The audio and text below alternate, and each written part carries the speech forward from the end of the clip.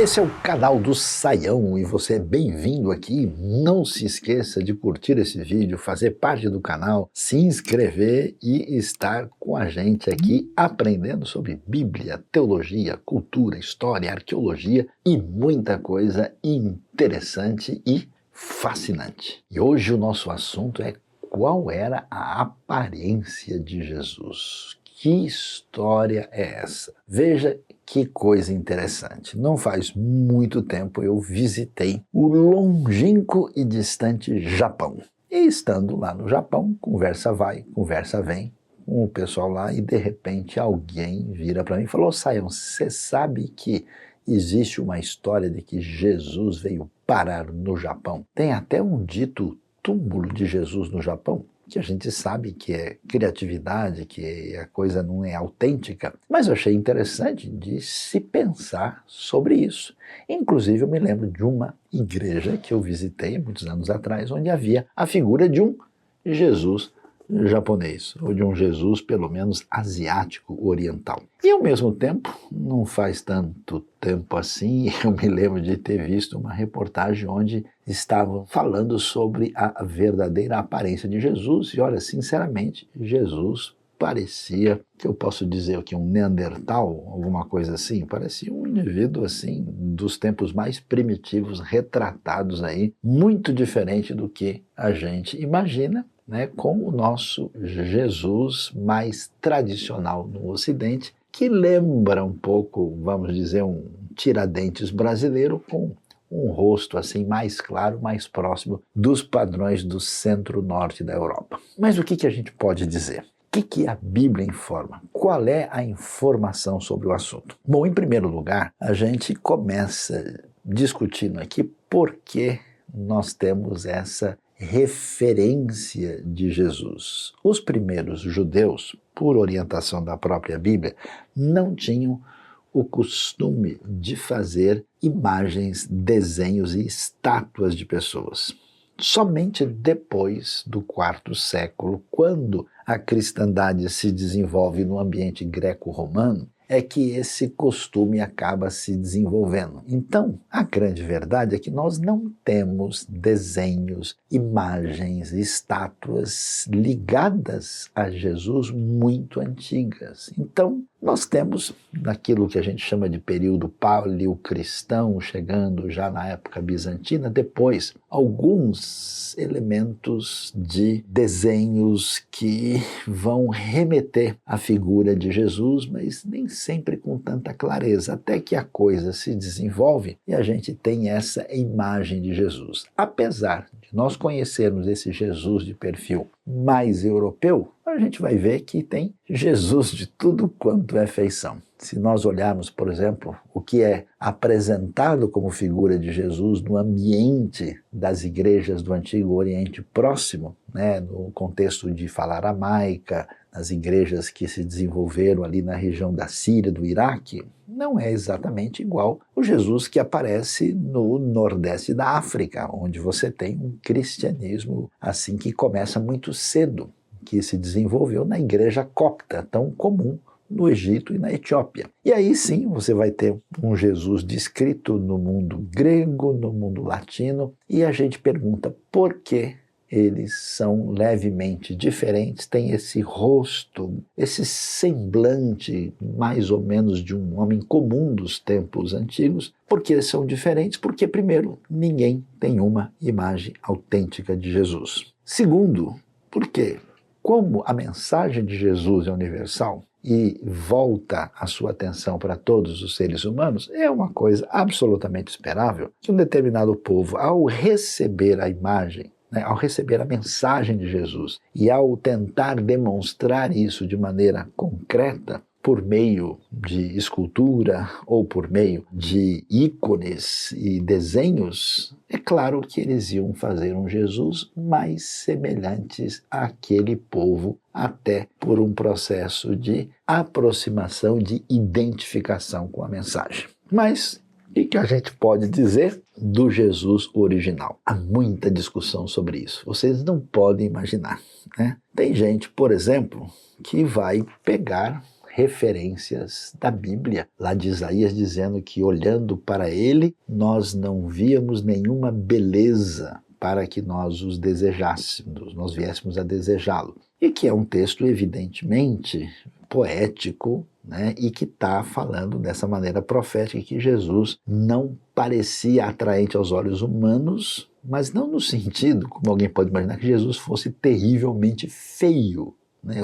Opa, que não tinha beleza, então Jesus era Não é essa a proposta do texto. Já outros, pegando outros textos que também têm um perfil poético, diz, mas ele é o mais belo entre os milhares. Como se Jesus fosse o galã, né, da realidade dos profetas, não é também uma compreensão adequada. Eu já vi pessoas até sugerindo que Jesus, sendo ele diferente e sendo de acordo com o ensinamento cristão de vida e humano, que Jesus era alto e que ele se sobressaía em relação aos outros, que as pessoas poderiam de longe imaginar quem era o grande mestre da Galileia.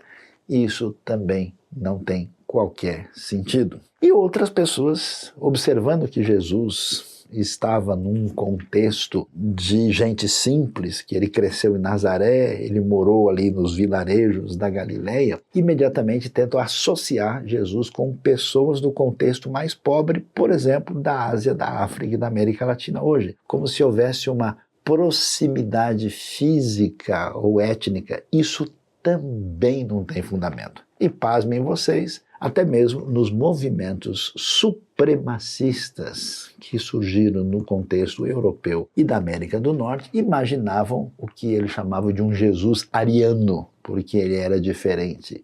Nada disso faz o mínimo sentido. E então, o que a gente pode dizer? Jesus é um judeu que nasce em Belém da Judéia no primeiro século, vai viver na Galileia e ele certamente tem uma semelhança com um semita comum. O que é um semita comum? É um indivíduo semelhante, em termos gerais, a um português, a um grego, a um árabe, a um iraquiano. Uma pessoa, geralmente os semitas têm cabelos escuros, aliás, tem muitos cabelos e pelos, não são pessoas muito altas, não são claros e brancos como europeus do centro e do norte da Europa, mas também não são negros e não têm a pele muito escura, eles são, vamos dizer, de tez amorenada e têm o perfil que é comum ali. Mas não tinha pessoas de aparência diferente? Tinha. Por exemplo, quando a Bíblia descreve o próprio Davi, ela descreve com certos detalhes, mas dando exatamente o sinal de que Davi parece destoar dos outros à sua volta, por isso a sua peculiaridade física é apresentada com mais detalhe, especialmente na sua luta contra Golias. E quando a gente olha aqui, não há qualquer detalhamento sobre Jesus. Aliás, no Novo Testamento a gente vai ver que as pessoas não conhecem Jesus fisicamente. Tanto é que quando eles vão ter encontro com Jesus, veja a história de Zaqueu, ele correu para poder ver Jesus. Não havia como divulgar a imagem de alguém anteriormente. Então, toda a informação que temos no Novo Testamento é que Jesus é um judeu semita comum e que a sua aparência não se destaca em relação a ninguém e que, no contexto do todo o Novo Testamento, nós não vamos ter qualquer informação mínima a respeito da sua aparência. Mas Rael, não tem o Santo Sudário? Sim. É autêntico? Talvez seja. Há uma grande discussão em torno disso. Mas o Santo Sudário pode nos dar detalhes específicos sobre a aparência de Jesus? É muito improvável que esses detalhes mais específicos possam ser concluídos ali. Para a gente perceber como essa discussão acaba recebendo, vamos dizer assim, eu diria um checkmate do próprio texto bíblico, vale a pena ver o que nós temos em Mateus, capítulo 26, a partir do verso 47, na ocasião quando Jesus vai ser preso no Getsêmani, ali no episódio da traição de Judas Iscariotes. O que nós vemos lá? O texto diz, enquanto ele ainda falava, chegou Judas, um dos 12. Com ele estava uma grande multidão armada de espadas e varas, enviada pelos chefes dos sacerdotes e líderes religiosos do povo. O traidor havia combinado um sinal com eles, dizendo-lhes: aquele a quem eu saudar com um beijo é ele, prendam-no. Dirigindo-se imediatamente a Jesus, Judas disse: salve, mestre, e o beijou. Jesus perguntou: amigo, o que o traz?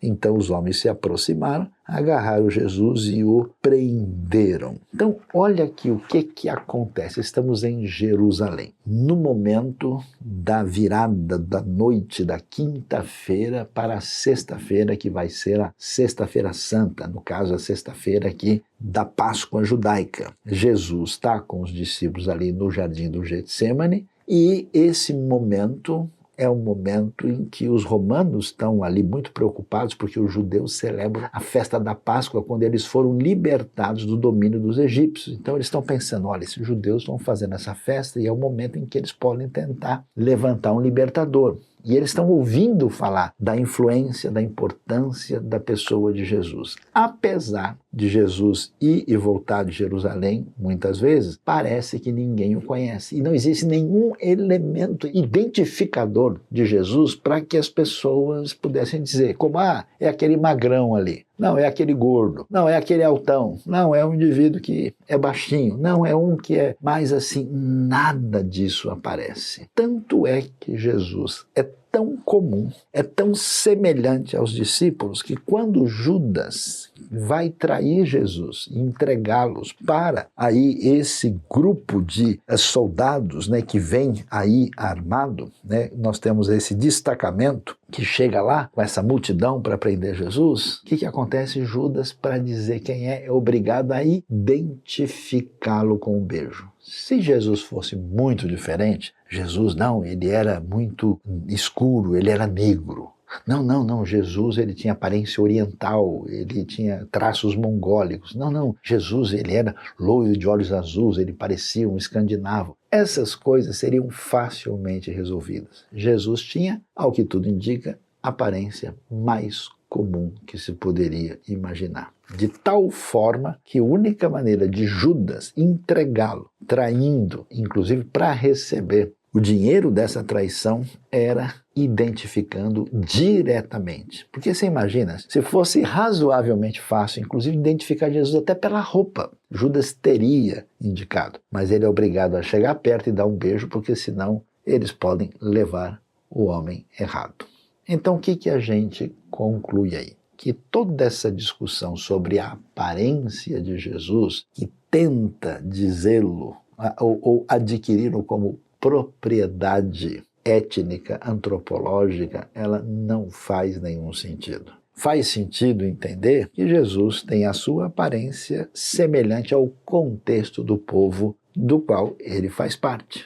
Nesse caso, aí sim a gente pode imaginar razoavelmente a aparência de Jesus. E não devemos valorizar, dar importância, correr atrás e tentar identificar os elementos de aparência, de etnia, de detalhes de Jesus, porque isso, fica claro, nunca teve importância, nem para o próprio Jesus, nunca foi algo que esteve no radar da atenção dos seus próprios discípulos, nunca fez parte de qualquer comentário, não só dos evangelhos, mas também das cartas de Paulo e as cartas gerais e do próprio contexto do Novo Testamento todo, e nunca fez parte da preocupação da igreja primitiva. Por outro lado, eu acho interessante que todo mundo quer Jesus mais parecido com o seu próprio povo. E nesse sentido, ok, excelente,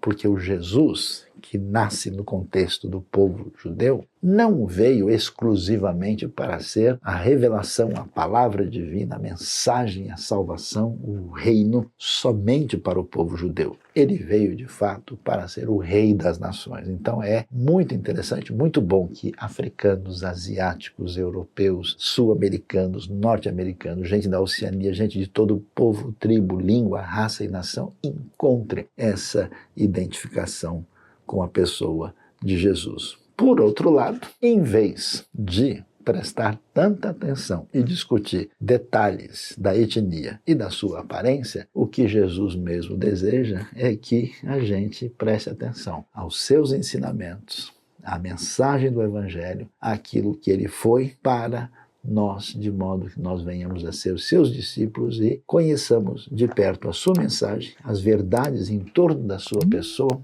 Esse Jesus, sim, é com o qual a gente precisa ter o alvo de ser parecido.